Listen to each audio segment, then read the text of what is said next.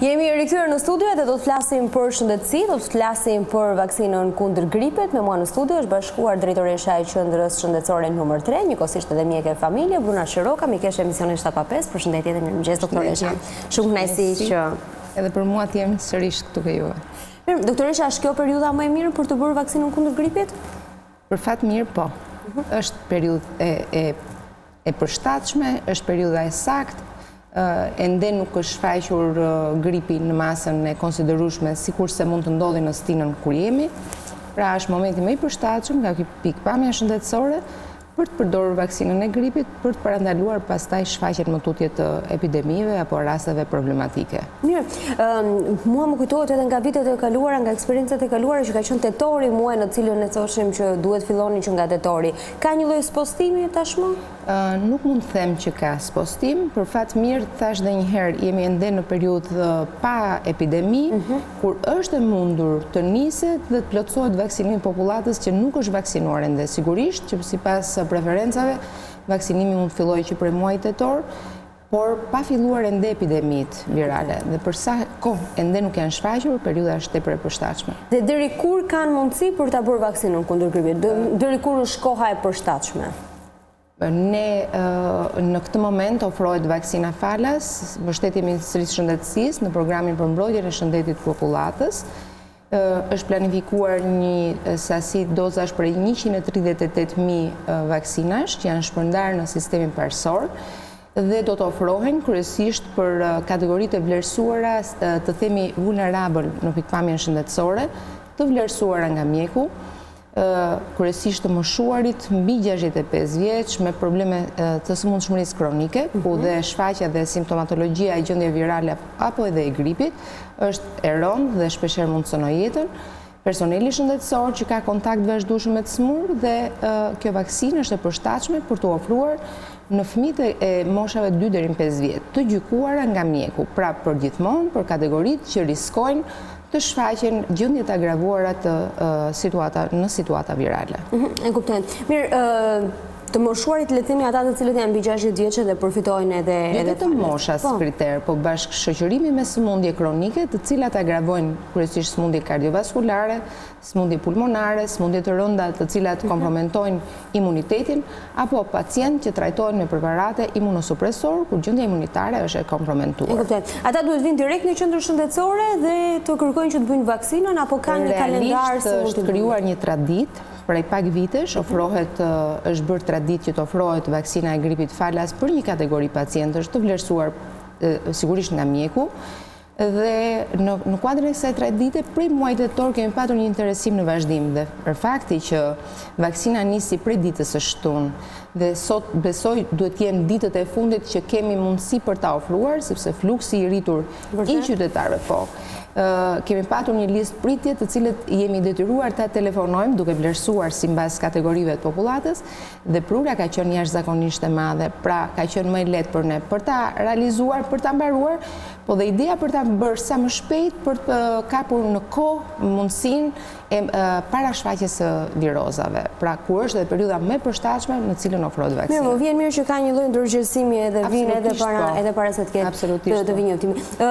Ka efekte në momentin që e bëjnë vaksinën, çfarë ndjen? Vaksina në pjesën më të madhe të personave nuk shfaq asnjë shenjë.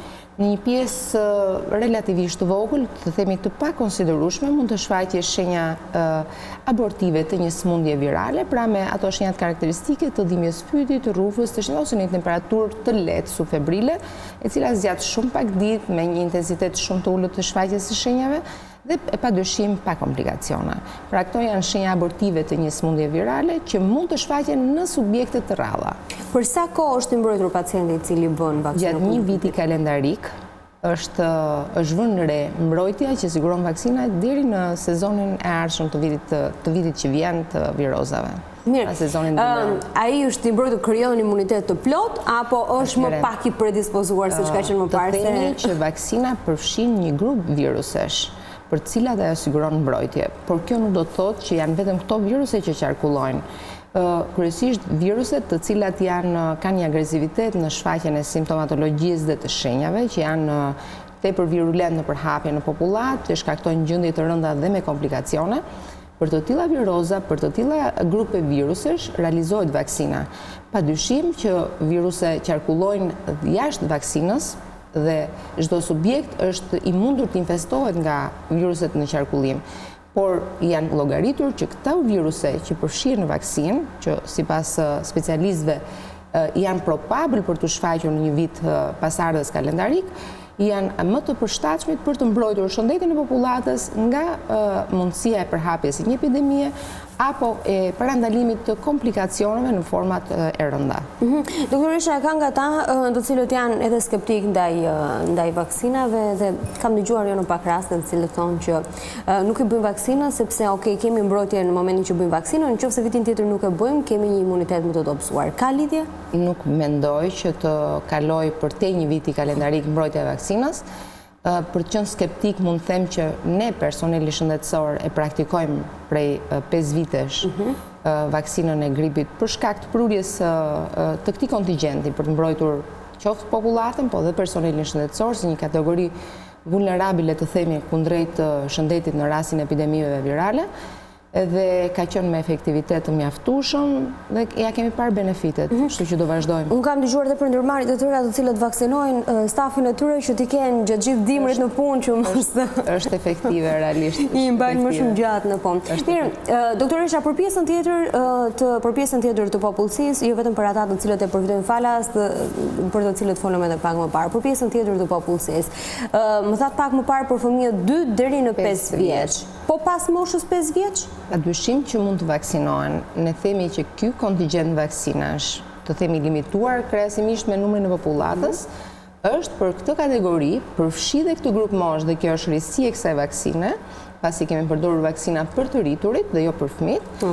Kemi mundësi ta përdorim, por në kategori të vlerësuara nga mjeku si kategori të ndjeshme ndaj problematikave që mund të shfaqejë një epidemi virale. Se dhe është mosha që janë në kohë për imunitet dobët. Në fëmijë të vegjël kryesisht që shfaqen dhe smundshmëri kronike, sepse smundjet kronike për fat keq mund të shfaqen dhe në mosha fëminore, që kështu vlerësuar nga mjeku i familjes, qoftë patolog dhe pediatër, vlerësohet kontingjenti popullatës si më i riskuari dhe më i ndjeshmi ndaj situatave virale për të mbrojtur me vaksinë. Mirë, ju keni një database të atyre personave të cilët janë të smur, kanë shfaqur probleme kronike dhe domethënë në bazë të këtij database funksiononi apo vjen një pacient ju e vlerësoni gjendjen dhe më pas vendosni nëse? Jo, ne realisht e njohim mirë situatën shëndetësore të popullatës. Kryesisht asaj kronike pa diskutim, sepse bëhet një ndjekje periodike e çdo të smuri kronik dhe e vlerësuar në vite, çdo mjek e ka pasqyrë të qartë realisht kategorinë ose atë pjesë të popullatës që mbulon që mund ta pajisë me vaksinë e gripit. Sigurisht kundrejt dëshirës pacientit pa diskutim, ftohet ta bëj, i krijohet mundësia dhe pastaj mbetet dëshira e pacientit për ta vlerësuar nëse do apo jo. Është tjetër vaksinë për fëmijët, tjetër vaksinë për të rritur? Është e njëjta vaksinë që ka hapësirën e mundshme të përdoret në mosha fëminore. E kuptoj. Mirë, prindrit janë më të ndjeshëm për fëmijët për të ardhur dhe për të bërë vaksinat? Kush është target grupi që vinë më tepër ose vinë interesohen më shpesh? Sinqerisht e them shumë pastër që nuk kishim përzgjedhje target grupesh.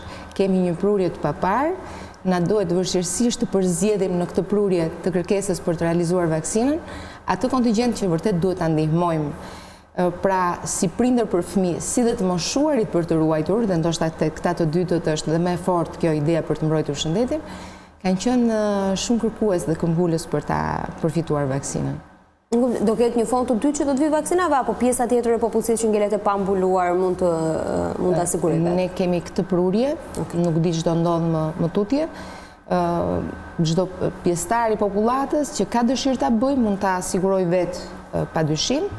Këtë pjesë që do mbulojmë është fati kësaj pjesë të popullatës që ne realizojmë mbrojtjen me vaksinë. Mirë, thatë ka filluar nga e shtuna dhe edhe ditën e sot me shumë gjasa do të kemi. Dominanta e punës në qendra shëndetësore, besoj në qendrën ku unë punoj, po besoj dhe në gjitha qendrat shëndetësore të shërbimit parësor, ka qenë realizimi i vaksinës. Dhe po të shkosh dhe të shohësh rëndom, korridoret janë të mbushur, po jo me pacient të smur për të ardhur për të vizituar, por me pacient që vinë për të përfituar vaksinën. Mirë, doktoresha, me qëse të kam në studio, të të pyes pak edhe për situatë. Kemi situatë virozash, situatë gripi, apo është ende deri më tani, dhe kjo shkon shumë mirë me momentin e realizimit të vaksinës, nuk kemi situata virale të themi problematike, sigurisht ka viroza të stinës, të formave të lehta dhe abortive, të cilat nuk paraqisin problematika të një epidemie apo të rëndimit të shëndetit në popullat, pra është situata dhe koha më e përshtatshme, ndoshta edhe për shkak të temperaturave që ende nuk kanë arritur atë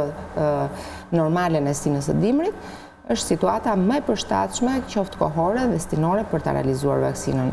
Nuk jemi në situatë epidemie, nuk ka viroza apo të jetë evidentuar virusi i griput ende në qarkullim, dhe që kështu është momenti më i mirë. Kam përshtypjen se duhet të ndikuar pak edhe koha ajo vera e të zgjatur deri në fund. Ndoshta edhe kjo vonon shtyn në kohë dhe shfaqjen pastaj të problematikave të dimrit ku përfshihen dhe smundjet virale. Mirë, stafi mjekësor është vaksinuar i gjithë, të paktën në qendrën shëndetësore? Stafi mjekësor, ajo pjesë që nuk ishte vaksinuar deri më tani, sigurisht që ka realizuar vaksinën.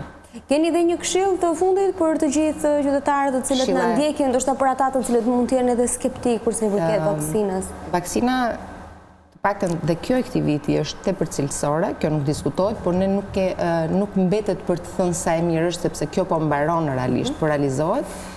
Por përveç parandalimit, siç është vaksinimi dhe kjo është një pjesë e punës sonë në përditshmëri pranë sistemin parsorë, është dhe trajtimi smundjeve. Për të mos arritur ke trajtimi, duhet të parandalojmë. Por nëse shfaqen smundjet, ajo që do i bëja thirrje të themi ndërgjegjësim popullatës është që në rastin e shfaqjeve të gjendjeve virale, të smundjeve të caktuara që lidhen me problemet stinore, ajo që duhet të vlerësoj gjithkush është paraqitja te mjeku i familjes. Pra gjithnjë më shumë lidhja e pacientit, e klientit me mjekun e familjes, për ta marrë atë shërbim në gjithë kompleksitetin e mundësive që ky ofron çdo pacienti. Pra duke qenë sa më pranë mjekut familjes, sigurojmë dhe mundësinë për të mos shfaqur problematika shëndetësore të agravuara apo për hapje në forma epidemie, siç mund të ndodhin raste virozash apo gripi. Doktorisha, ishte shumë kënaqësi që ishe këtu mëngjes me mua në studio dhe shpresoj që të kemi sensibilizuar sa më shumë njerëz dhe më vjen shumë mirë që flasim për parandalim.